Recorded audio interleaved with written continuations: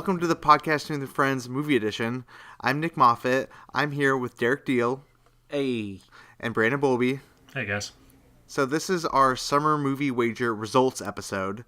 Back in May, we recorded a Summer Movie Wager episode. You can listen to it in our archives.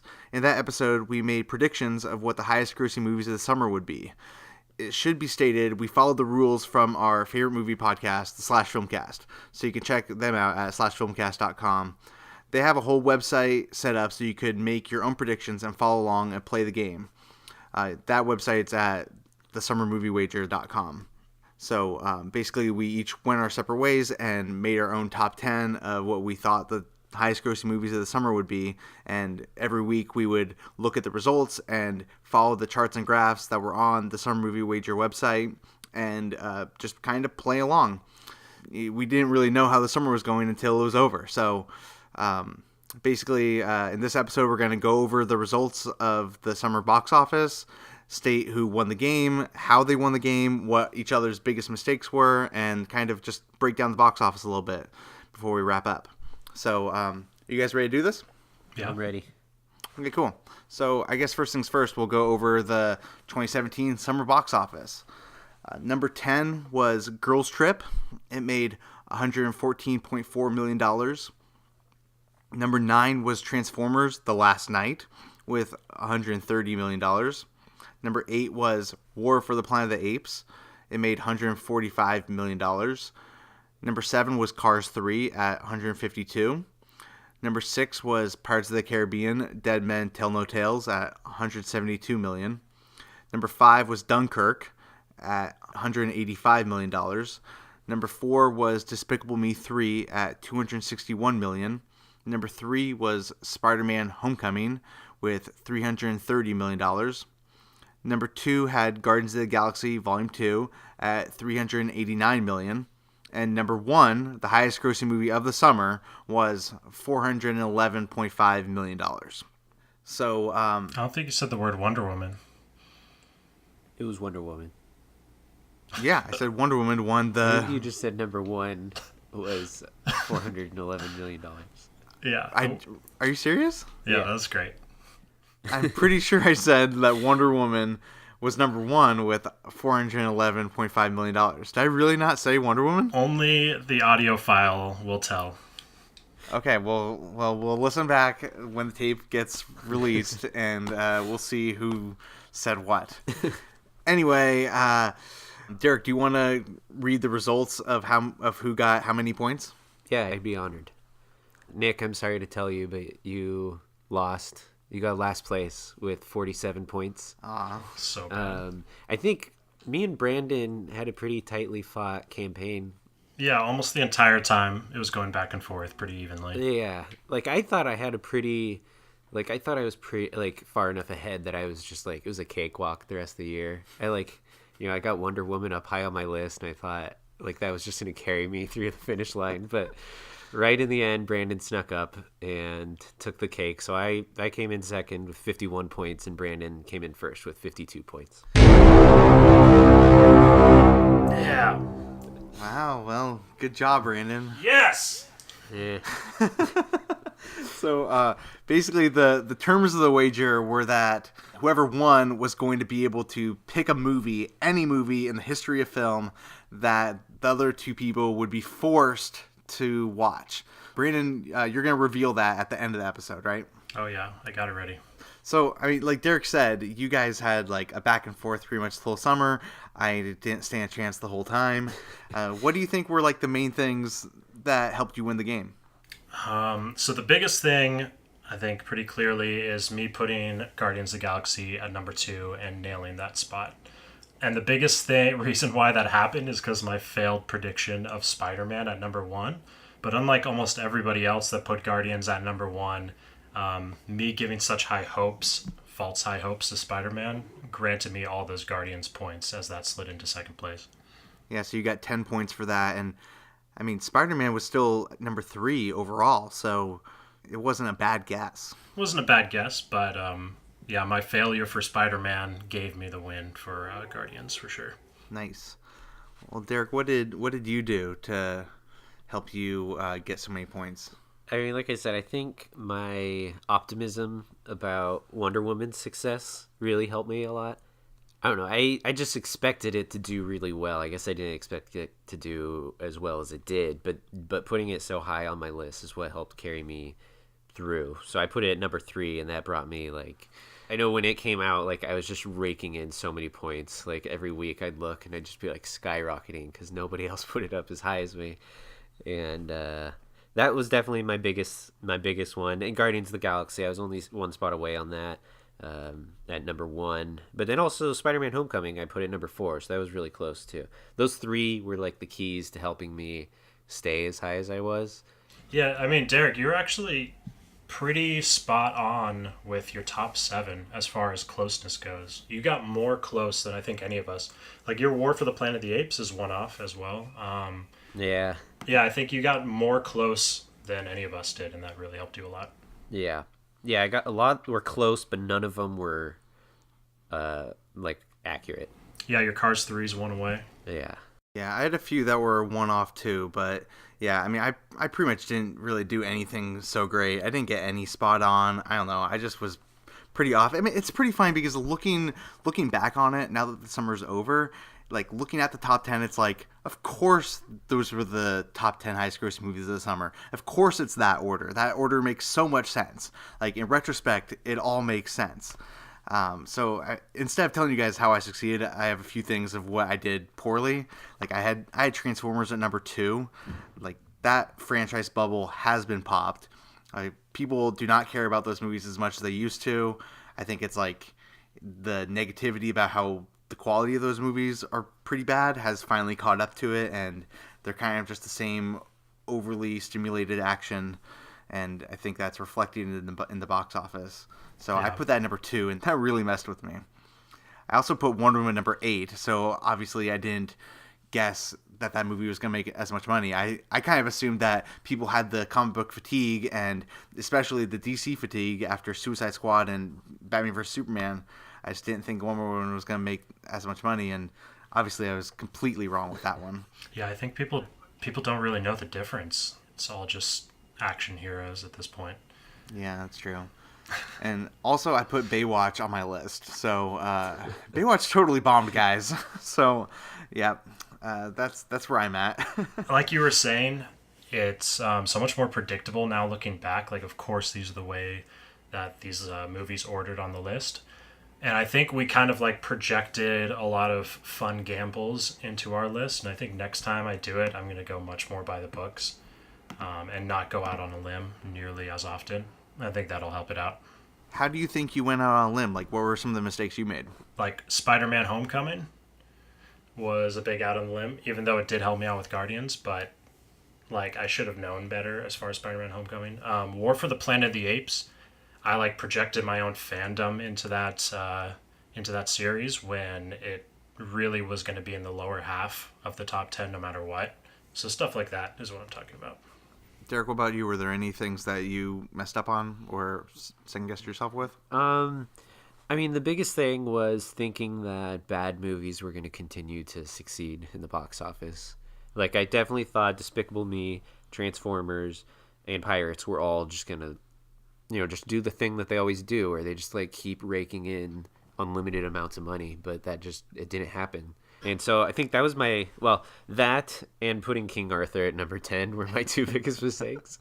I know The Man from U.N.C.L.E. didn't succeed very well, but I feel like Guy Ritchie tends to be pretty reliable at the box office.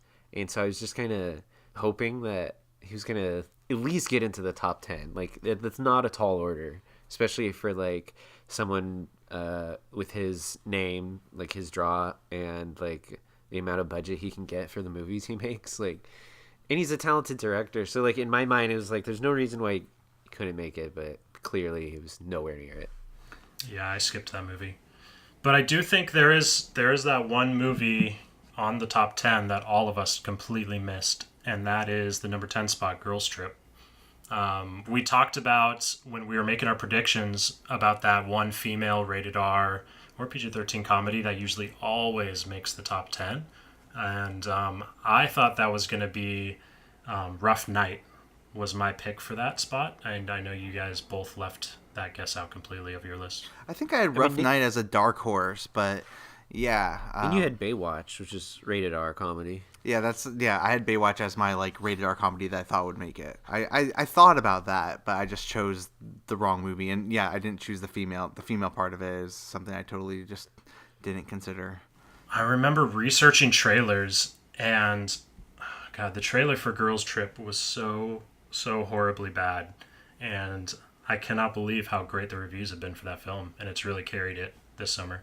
Yeah, and that's that thing where like the buzz coming out of Rough Night was not good. Like people didn't like Rough Night, and I know you saw it and I saw it, Brandon, but yeah, I didn't like it. I know like you thought it was all right, or you thought it was pretty good. I don't know. What did you think about it? I thought it was a good B. I laughed. I thought it took a couple risks. I wish it had taken more, but I enjoyed it. Yeah, but yeah, so the buzz wasn't that great coming out of it, and then I don't know, everyone that talks about Rough Night though, not Rough Night, everyone that talks about Girls Trip just loves it. So I bet it probably benefited from Rough Night having bad reviews and stuff. Like you said, there is that audience that, especially in the summer, you know, when the kids are out and stuff, parents want to go see like a nice raunchy comedy. And I bet like when nobody saw Rough Night or they heard that it sucked, like everyone got really excited for Girls Trip. That was like the next movie coming out. Even though it wasn't like a big, like I don't even think I've seen the trailer for it. I don't even know what it's about. I've just seen the poster, and I feel like it hasn't been spread all over the place, you know? I've seen maybe a TV spot for it, but like Rough Night was everywhere. All I know is the trailer had a girl on a zip line like peeing on the crowd below her because she was stuck on it for a long time. It was like literally potty humor. Yeah. And it really turned me off from wanting to go see it. as me and Derek are over here giggling about it, so So funny. Such a good joke. Anyway, like, what are some other things that we want to talk about with the box office? I mean, I think none of us want to go without mentioning Baby Driver real quick. Just a shout out to Baby Driver for coming in at number 11. Yeah. I think everyone talked about wanting to put it on their list just for fun, like just because we wanted to succeed so badly. It almost made it. It was like just got knocked off at one of the last weeks, I think. Yeah, it was on the top 10 for like almost a full month, and it got knocked off just at the end by Girls Trip. And it's a tall order for that movie to make so much money and make to top 10. It was by far Edgar Wright's highest grossing movie. Yeah, by almost like triple. Yeah, if you add up the box office for his previous 4 films, Baby Driver made more than all of them combined. It's amazing. I'm so happy for him. Yeah, it's really awesome. And I think a big one we need to recognize is Dunkirk and how incredibly well that film did. Yeah, I think all of us had Dunkirk pretty low on our lists. Number 9 and number 10 for all 3 of us. Yeah. Turns out people really were looking for that kind of movie. And I do think Dunkirk benefits a little bit from it being an IMAX movie. People wanted to see that at the IMAX, which tickets are typically more expensive for. I think it's been a long time since we've had that quality like war action film. And this film and the trailers for Dunkirk, I think, really gave people something they hadn't seen in a long time. Yeah, for sure. I guess you just always bank on Christopher Nolan. He never fails the box office. Yeah, I mean, his movies are events. Yeah. When they're coming out, people need to actually see it in the theater. In this time where everyone's streaming everything, Nolan always makes movies that you need to see on the biggest screen possible, which is a big testament to him. For sure. Hey, one thing I want to say is just kind of a theory about the box office. I feel like all these movies on the top 10, well, most of them, the ones that really succeeded are like good movies. You know, we tend to like a lot of them. I'm just wondering like how much, like Despicable Me, I so thought was going to be up there in the top 3. Like every year when a Minion movie comes out, it like just blows away the box office. But it didn't this year. And it's not like there were other movies that took its place, really, right? Like, what would be closest? Maybe Spider-Man Homecoming? The closest kids movie? I guess. Spider-Man Homecoming wasn't even really a kids movie. No, exactly. Cars 3 was more of a I guess kids movie. Cars 3, but it didn't do that well either. Yeah, Cars 3 made less money than Despicable Me 3. So it's like, that was a mistake of mine, but it kind of makes me feel good that I think people are responding to quality a little bit better. Yeah. And I mean, the top 3 movies, they were all comic book movies, but they were all good comic book movies. Yeah. Like, I mean, last year at Suicide Squad, and that was a big bummer, but I would say Wonder Woman, Guardians of the Galaxy, and Spider-Man all did things for that genre that expanded the genre. We talked about it in our last episode, but Spider-Man was basically a John Hughes high school movie. Guardians of the Galaxy Volume 2 definitely expanded the character depth and their relationships with each other in ways that most comic book movies or most action movies don't do. And Wonder Woman was like the best female-led action movie probably of all time. So I don't know what that says about comic book movie fatigue, but they're still ranking it in, and the quality is very high up in those 3 movies. Yeah, I think as long as they keep bringing in new and creative voices, we're going to keep seeing that trend. It doesn't matter what the movies, like what the actual content is, or the IP. I think as long as they keep putting interesting writers and directors behind those movies, we're going to keep seeing new, unique takes on that genre. Yeah, I hope so. Yeah, it really makes me just happy to see the people respond to quality like that, and to see those 3 in the top 3, and the production companies taking risks and it paying off big for them. Agreed. Yeah, agreed. Annabelle 2 was the highest grossing horror movie of the summer, and it made $81 million, which is really good. I think this is a big year for horror movies, considering Split and Get Out also made a lot of money back in the spring. I like to touch on this a lot, but Blumhouse, I think, is kind of changing the game for a lot of people. In not just making like micro budget movies that are really good and make a lot of money, but even like, Annabelle isn't like really, really low budget movie. I think it's still like in the 20 or 30 million, and it still made, $81 million. Yeah. I think like just this idea of giving them the smaller restrained budget and seeing that a good product comes out like the other side before it makes it to the movie theaters is like, it's kind of their staple, and it seems like a lot of people are really latching on to that approach, and it seems to be paying off really well. Is Annabelle Blumhouse as well? No, I think it's Warner Brothers. Yeah, but they're totally borrowing that. Yeah, it's kind of the same thing. Like it, has it's a big budget for a horror movie, but all things considered, it's a very small budget for, the movie, not Annabella. But that is, for as big of a blockbuster as it's been, that is an incredibly small budget, Absolutely. And that movie came out in August, and it was the top grossing film of that month. Yes, Annabelle 2 at $81 million. So August this year made $657 million. In comparison to a good year like last year, it made $1,019 million. Oh, wow. That's a lot less. Massive difference. Yeah, so how much of that, like, that goes back to what I was saying. Like, I feel like people might have been burnt a little bit by last year with a lot of big blockbusters that came out, and a lot of people went to see them, obviously, because last year did really well. It was one of the better years for box office. But coming through this year, it seems like there's better films, but they're making less money. And I feel like a lot of that is directly affected by what happened last year. Also this summer was a little front loaded. What actually came out in August that we were expecting to do all that good? Yeah, that's true. There was The Dark Tower, but everyone knew that would flop. Like, it was a pretty actually slow month. I didn't really go to the theater to see any blockbusters at all.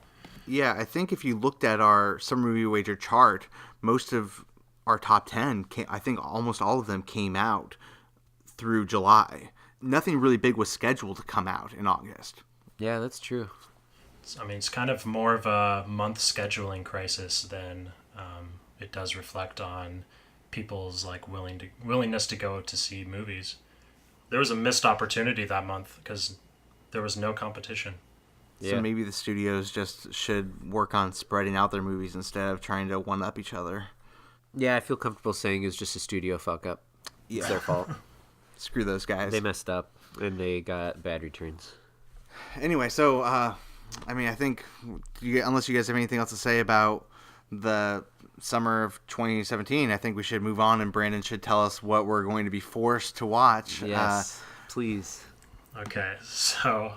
Should we do a drum roll? I thought long and hard about this. And one second, let me pull it up so I have the year correct.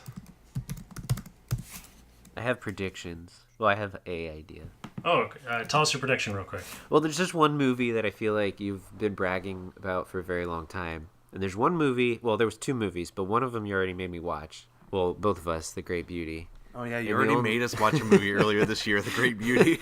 The only other one that I know you've been bragging about for years since it came out, and you hail it as one of the greatest movies ever made, is that Leviathan movie. You are absolutely correct. Yes. Oh, wow. The movie I'm going to make you guys see came out in 2014. It is a Russian drama film called Leviathan. It was my number one film at the end of that year, and I absolutely loved that movie. In a completely different way than the movies that came out after, like Victoria and The Great Beauty. I mean, this is more of like a hard to watch, slow burn of a drama, kind of like in the likes of Godfather, I feel like. But I'm really excited to finally have you guys be forced to watch it. It's just been really fun, like, not watching it, like, just because you want me to watch this so bad. But honestly, I'm actually pretty excited to watch it. Like, as much, like, praise as you've given it, I'm excited to see our interpretation of it. Yeah, it's on both iTunes and Amazon Prime for streaming.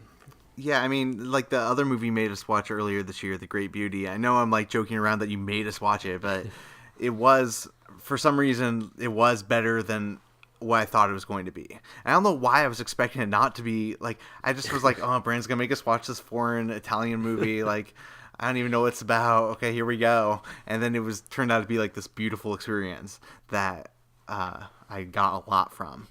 So this is a beautiful experience in a completely different way. And honestly, when I think back at like, what would it be, this century, like in modern film since the 2000s, like there's only a couple movies I put in this top pantheon of films. And that would be like, you know, There Will Be Blood, Hunger, A Separation, and on that list, like Leviathan stands right alongside those in my head. Wow. okay, cool. So hopefully that's not overhyping it, but enjoy, guys. Yeah. So we're going to watch that by the time we record our next like official episode. We might do something in October for Horror Movie Month, but me and Derek will both have seen Leviathan by the time we do our fall movie roundup in late November, early December. So with that, I think we should just say goodbye for now. Brandon, where can people find you online?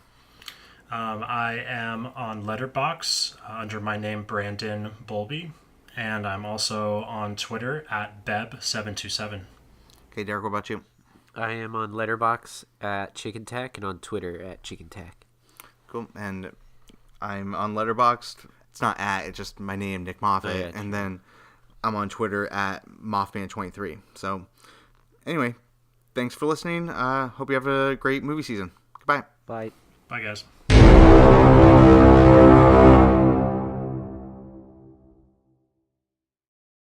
Okay, cool. I think that went pretty well. I think so.